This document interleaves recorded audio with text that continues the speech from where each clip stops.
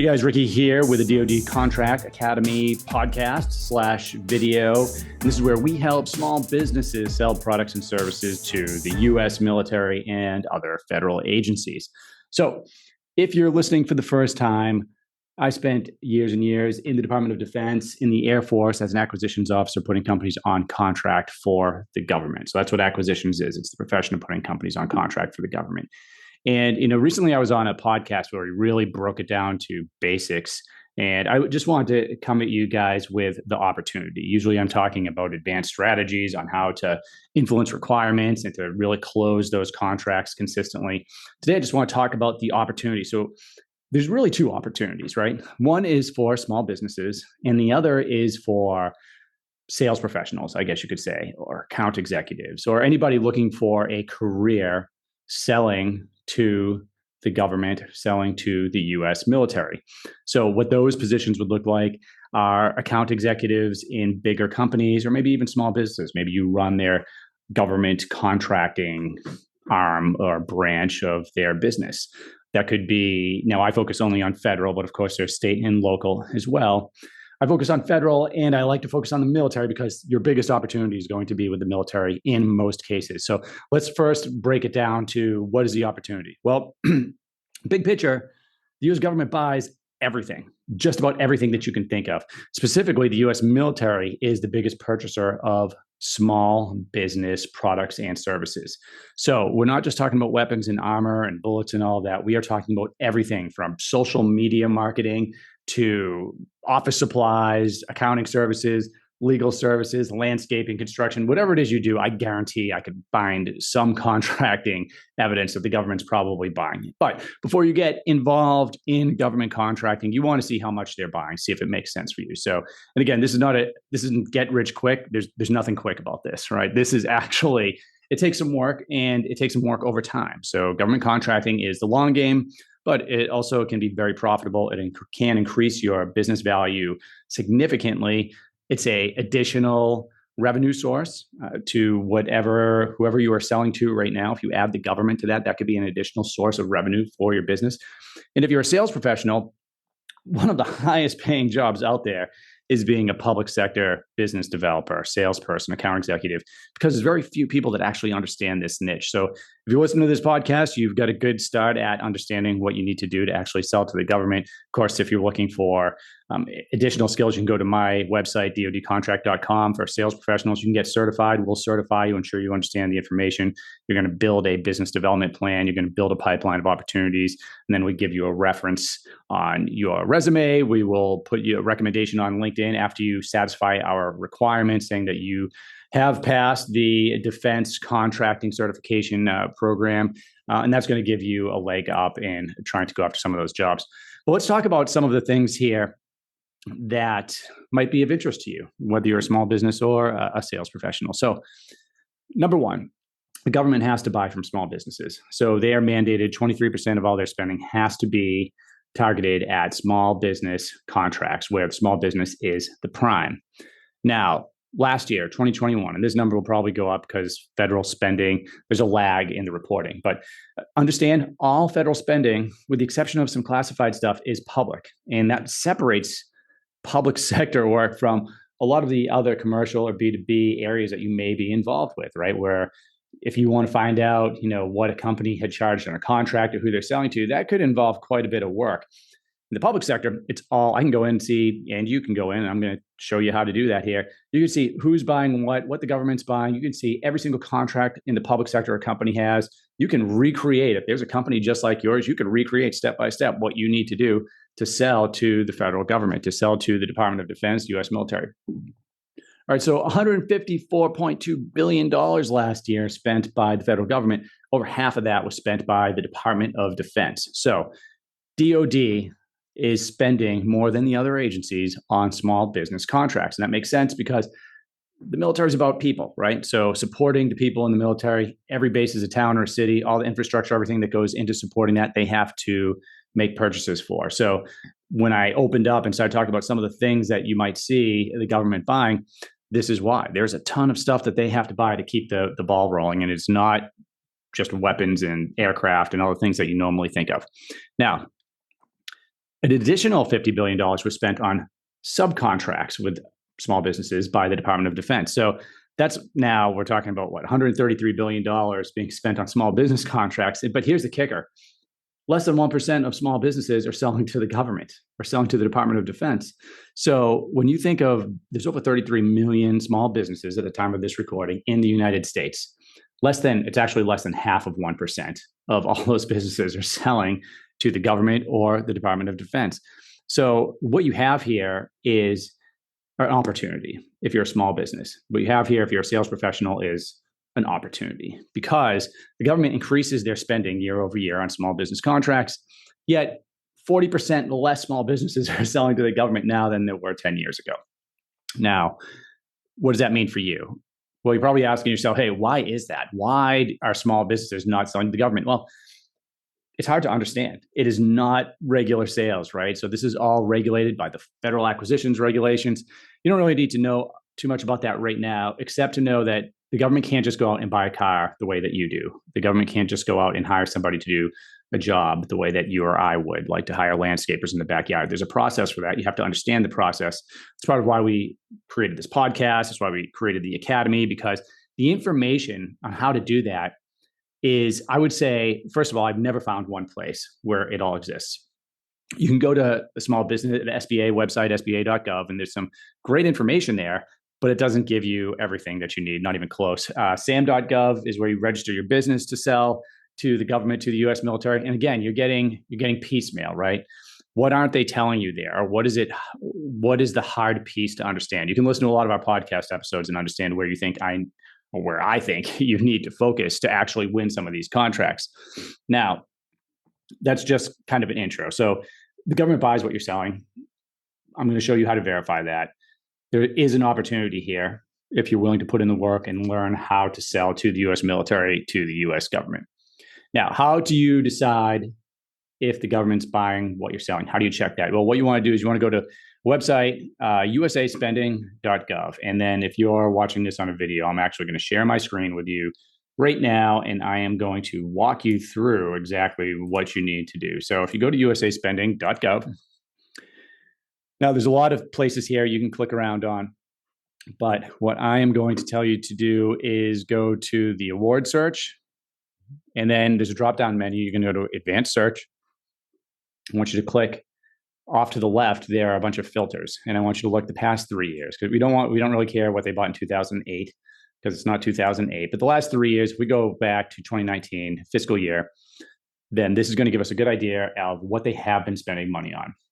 Now, fiscal year for the government starts October 1st, ends at the end of September. So fiscal year is different than the calendar year, just to know that when you're going through this. The next thing I want you to do is on that menu under filters, I want you to go all the way down to something that says North American Industry Classification System, or NAICS, N-A-I-C-S. Now, the government basically has codes that classify different industries. Okay, so this is a way of broadly searching for spending in different categories. Now, I will tell you, no matter what you're searching for here, there are going to be contracts that a contracting officer classified in a different way, maybe under a different NAICS code, that aren't going to pop up. I've seen the exact same thing sold or purchased by the government, and it was classified under, if I look for 5 times, I probably see 5 different NAICS codes. So just to let you know that, I'm looking at a construction one here, you might see that there was a construction job that was actually listed under manufacturing or something. So this is not a perfect system, but it's going to give you a great idea of the amount of money that's being spent, if it's worth going in and taking a look at government sales. So for starters, I'm going to click here on, let's go to finance and insurance. So maybe you're in finance and insurance. And then there's going to be another drop-down menu here. There's monetary authorities, central bank, securities. What are some other things here? Insurance carriers. Here, there's another drop-down menu under insurance carriers. So, hey, if you're in insurance, let's take a look at it. There's direct title insurance, let's click on that, see what pops up. So we're basically just looking for a NAICS code that maybe classifies, your small business. Like what would you potentially fit into? Now, when I search that, what comes up? So there's not a lot here under this particular one, and that's fine. And then I see that there are different, there's a table, there's a timeline, there are different categories. And just going through the categories, I can see here. So under this particular one, the Department of Defense has led the charge in spending. It's not a lot of spending. It was 224 grand they spent over the past couple of years but this very specific, title insurance carrier, NAICS code. And if you're in insurance, that probably makes sense to you. Let's look for something else. By the way, what that would tell me is there's not a tremendous amount of money being spent there. So is the opportunity here for title insurance guys? Yeah, maybe for a couple, if you just want an additional purchase or two each year, but we're not going to see those $1 million contracts, right? Now, what about something like construction? Let's go click on construction. And actually, we want to be a little bit more specific, right? So what if you're in residential building construction? Okay, so you build houses. So I just clicked on that. Let's go search for it. Okay, so much larger here. So again, the DoD is the leader of the spending, kind of like I alluded to at the beginning of the podcast. Over the past 3 years, they spent $52.368 billion on contracts with companies for residential construction. And like I mentioned, every base is a little town or city. So there are houses on all these bases. And of course, I also want to mention, residential construction, something like this is going to cover a lot of different things. I mean, if I go to the drop-down menu for that, new single-family houses, multifamily houses, residential remodelers, new housing for sale, builders. I mean, there's a lot of different things within that we could get into. But one thing that I may want to see is how many small business awards. 52 billion is a lot. So I'm guessing there's a lot of large business purchases here. I want to know how many small businesses won contracts, right? So what's your competition look like? If you're a small business, where is the opportunity for you? So I'm going to go to recipient type in the drop-down menu. And I'm going to go, there's one called business, and there's another drop-down business. I'm just going to click small business. So let's see if there's any information there. Okay, now this is interesting. So when I click on small business and I click search, DoD, the Department of Defense, drops, and the Department of Justice rises to the top for small business residential construction services. They spent $373 million over the past couple of years.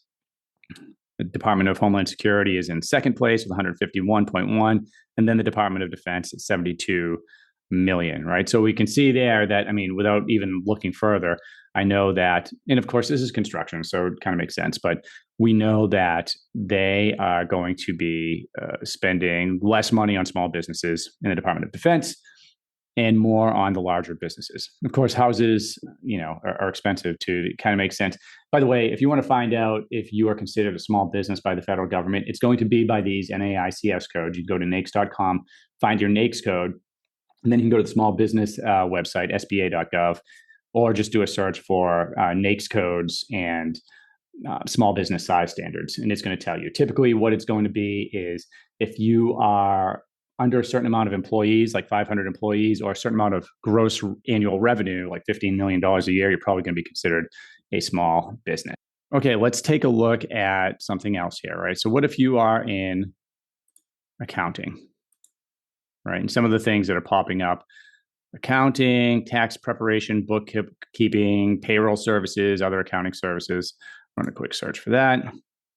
And Department of Defense leading the charge. And so they spent $3.2 billion in accounting services over the past 3 years. Keep in mind, this is just the Department of Defense, right? This isn't even including the other agencies out there. So now, how about as far as small businesses are concerned, right? So I want to know, hey, I'm a small business, I'm an accountant, or maybe I have an accounting firm. Is there anything out there for me? No, I know there is because I've had clients that have worked in this field. Now, when we bring it down a little bit further, now we see, okay, so the Department of Defense spent $373.1 million on accounting services last year, followed by Health and Human Services, followed by the Department of State, and the Department of State spent $141 million. So if you're an accountant, you may not have ever considered selling to the Department of Defense or the U.S. military or, any of those agencies. So Point being, no matter what you're in, there's probably some opportunity here selling to the government. Now, I ran some searches before starting the podcast here, looking at things like graphic design, right? The Department of Defense spent $57 million over the past couple of years for things like photo printing, framing, developing a brand guide, a social media brand guide for the Department of Defense, printing name tags. The list goes on. So I encourage you all, go into usaspending.gov, take a look, see if there's an opportunity there. Even, I did an episode on real estate, I think 2 episodes ago, where, the government's spending money on real estate, or I should say awarding real estate agents with contracts for things like leasing office buildings. So you just got to go in. So once you see how they're spending, you can go to usaspending.gov and you kind of start looking at some of the contracts that are popping up under your search. And when you see that, you'll start getting an idea, hey, what are they actually making purchases for? So, if you're a real estate agent and you sell residential, houses that you're putting families in, may not be the opportunity for you. But if you're in commercial real estate, there's probably an avenue selling to the government. What are some other areas that you probably aren't even thinking about, right? And this is where it gets really interesting. So the Department of Defense, for instance, spent a little bit of money on things like yoga and mindfulness training. We see, so I found delivery orders in there for individuals just teaching courses on that, or maybe teaching at a base gym. Leadership courses, they're big on leadership. The government is very big on training in general. The Department of Defense, the U.S. military, significantly. So, if there is a skill set that you have and you're a teacher, you may think about looking for some of the training that you could provide. Photography, the government spends money on commercial photography, studio photography, janitorial. Let's see, DOD spent $5.2 billion over the last 3 years for janitorial services.